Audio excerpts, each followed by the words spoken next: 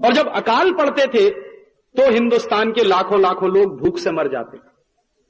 और अंग्रेजों की सरकार के लिए वो बहुत सुविधा की बात मानी जाती थी। अंग्रेजों की सरकार को लगता था कि जितने लोग इस देश में मरते जाएं भूख से, उतना ही अंग्रेजों की सरकार को लोगों को कंट्रोल करने में, लोगों को गुलाम बनाकर रखने में सुविधा होगी। तो अकाल जब पड़ते थे, महामारियां जब होती थी, भूख से लोग जब मरते थे, तो अंग्रेजों की सरकार उसके लिए कोई कदम नहीं उठाती थी। यह इस देश के लिए सबसे बड़ा दुर्भाग्य रहा है कि एक देश जो 300 साल पहले तक सबसे ज्यादा अन्न पैदा करता रहा, अनाज पैदा करता रहा, उसी देश में अंग्रेजों के जमाने में 10-10 अकाल पड़े, बड़े बड़े अकाल पड़े, लाखों लाखों करोड़ों करोड़ों लोग उन अकालों में मारे गए। बाद में अंग्रेजों की सरकार ने एक कानून और बनाया कि जब यहां अकाल पड़ना शुरू हो गया तो अनाज के उत्पादन में और ज्यादा कमी आ गई।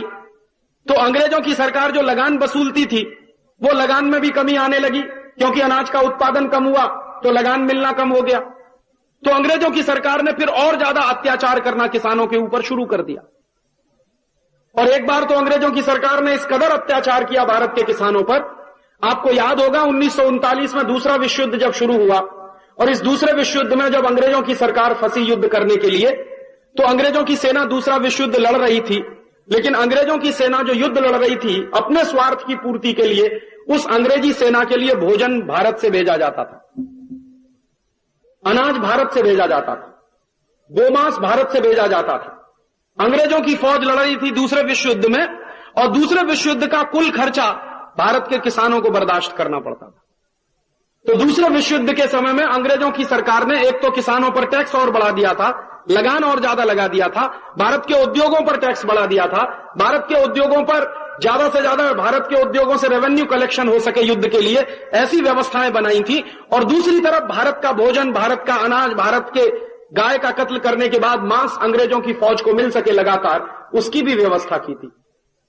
और आप जानते हैं कि जब भारत के अन्न, भारत का अनाज अंग्रेजों की फौज को जाने लगा, पहले से ही इस देश में अन्न उत्पादन में काफी कमी आ चुकी थी, फिर जो कुछ बचा हुआ अन्न था वो अंग्रेजों ने यहां से बाहर भेजना शुरू कर दिया, अपने देश में भेजना शुरू कर दिया, तो फिर अनाज की कमी और ज्यादा हो गई। तो अंग्रेजों ने एक कानून और बना दिया, और वो कानून है राशन कार्ड का कानून, जो आज भी इस देश में चल रहा है।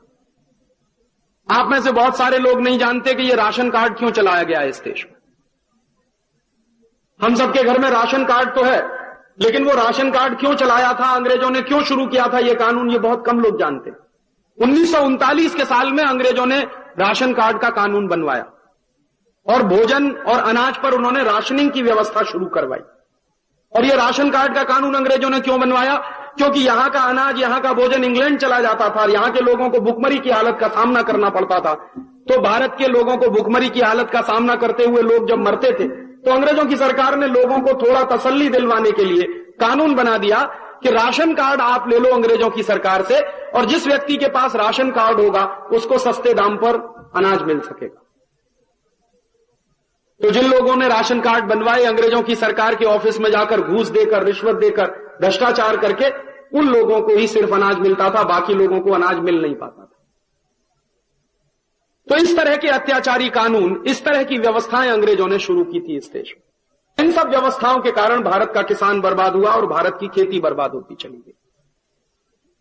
और राशन कार्ड आप बनवाते हैं तो राशन कार्ड आपकी नागरिकता का पहचान पत्र है। आप जानते हैं, अगर राशन कार्ड नहीं है तो आप भारत के नागरिक नहीं। आप कुछ भी कर लो, आप भारत के नागरिक तभी है जब आपके पास राशन कार्ड है। माने मेरे दादा परदादा 20 साल से, 50 साल से, 100 साल से, 500 साल से इसी गांव में रहते आए, तो भी मैं नागरिक नहीं जब तक मेरे पास वो कागज का पत्तर नहीं जिसमें राशन कार्ड हो। और कहीं खो गया तो दोबारा बनवाना और मुश्किल। खो गया गलती से तो गया काम से। अब मैंने एक बार सोचा कि ये राशन कार्ड से नागरिकता का क्या लेना देना। हम तो ऐसा मानते हैं कि जो व्यक्ति जहां पैदा हुआ वो नेचुरल सिटीजन है वहां का, लेकिन वो सिद्ध करने के लिए राशन कार्ड लगता। मां बाप नहीं लगते, राशन कार्ड लगता, सिद्ध करो कि मैं यहां का नागरिक। अच्छा, और मजे की बात है कि वो राशन कार्ड बनाने के लिए म्युनिसिपल कॉर्पोरेशन का सर्टिफिकेट लगता, बर्थ सर्टिफिकेट चाहिए। नहीं होगा तो गया आपका, नहीं बनेगा राशन कार्ड, और आप नागरिक ही नहीं है भारत के। और नागरिक नहीं है तो आपको बहुत सारी सुविधाओं से वंचित किया जा सकता।